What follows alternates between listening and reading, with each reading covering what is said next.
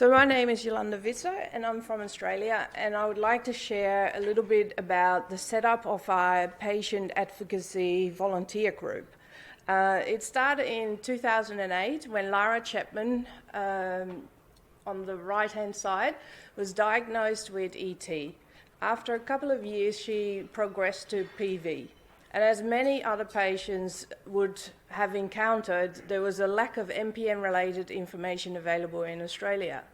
So in 2013, Lara contacted the Leukemia Foundation and she asked for support, and they helped her to establish a patient support group that would meet every 3 months. And then in 2014, Lara started a fundraising campaign and was lucky enough to raise $40,000 in funds. $24,000 was donated to a MPN researcher in Queensland. And then in 2015, she contacted the MPN community on the email list that's run by Ken Young in Australia, and she asked for input from patients on how they would like to see the rest of the money be used towards MPN community activities. So then a small group of MPN patients across Australia actually met via Skype call, and they all shared the same frustration of the lack of proper diagnosis and the lack of information available to them.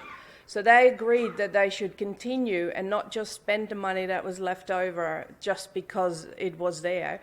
So we agreed to continue raising the funds and find ways of making life easier for the MPN community. And this was the start of the MPN AA. So then the next question was, do we actually start with a new organisation, set up a new organisation, or do we leverage from an existing organisation? So we agreed to continue, but we had to overcome some barriers straight away. One was difficulty of finding MPN, finding volunteers, because all of them were actually MPN patients as well. And as most of you might know, they're struggling with diminished energy levels and also physical limitations. The other logistical challenge that we faced was the fact that Australia is very large and we were all in different states, and the closest person was 800 kilometres away. So we agreed that, we found that Skype and email were the best and effective way to communicate. Some people some of the volunteers were very passionate to start their own organisation, while others were opposed to that, just because of the fact that it's not easy to run an independent organisation. It's very time-consuming, and you also need to understand in what charitable and legal framework the organisation fits. And then there's the administrative workload and the cost of compliance on top of that. So the majority of the group actually agreed that it would be better that it would not be sustainable, and it would be better that we would look at an existing organisation. So we agreed to look for an organisation that would allow us to still be independent and that would allow us to execute the ideas that we had in mind. But we also wanted an organisation that would back us up, because a large organisation could probably support the goals that we had. So we approached the Leukemia Foundation of Australia, and that was mainly because most of us volunteers had had some interaction with the Leukemia Foundation in the support services that they provided to us MPN patients. So we started talks with them and explained how important it was for us that we were seen to be independent, that we could operate independently, and that we would be able to operate under our preferred name. So we realised that working with the Leukemia Foundation actually allows us to utilise their existing experience, their networks, and also the IT infrastructure.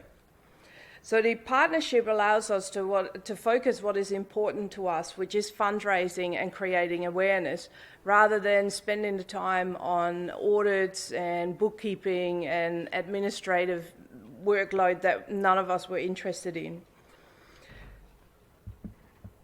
So as we were progressing through establishing the setup, we realised that we needed a little bit more structure and formality in regards to who we are, how we would like to interact with one another. So having a project background myself, I created a project charter, and I thought that would assist us in providing some of the guidelines. So we agreed on our own code of conduct, and that clearly set the boundaries on how the group would interact with each other, with the Leukemia Foundation, and also with external parties. The terms of reference describes who we are, what our mission is, what our goals are, and what our guiding principles are. We also agreed that any intellectual property would remain the MPNAA's, regardless of who created the idea or who provided the service. And after all of this was agreed on and we all signed up to comply by this, we drafted a memorandum of understanding which outlined the operational guidelines between the MPNAA and the Leukemia Foundation. These documents are important to us. They're living documents, and we continue to refer back to them whenever we need to make a decision. Whenever we're stuck or we have different idea, we go back to these documents and we go back to what we agreed that we were going to do. And over time, if things do change, then we can amend them, and we've set a yearly review of doing that. So in the meantime, besides setting all of this up, the group continued executing some initiatives. And as of today, the members of the MPNA are proud to have been able to achieve a positive outcome on the following initiatives. We created a trusting relationship with the Leukemia Foundation and the many stakeholders within the foundation. Under guidance from Lara, MPN patients were encouraged to make submissions to the 2015 Senate Committee into availability of new, innovative and specialist cancer drugs in Australia.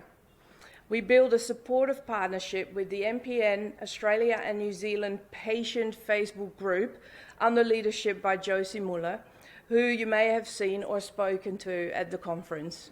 Thank you, Josie. We participated in the first Australian MPN Stakeholder meeting, which was organised by the Leukemia Foundation in August this year. Since February, we managed to raise $20,000, which is a lot of money for us as a small group of volunteers.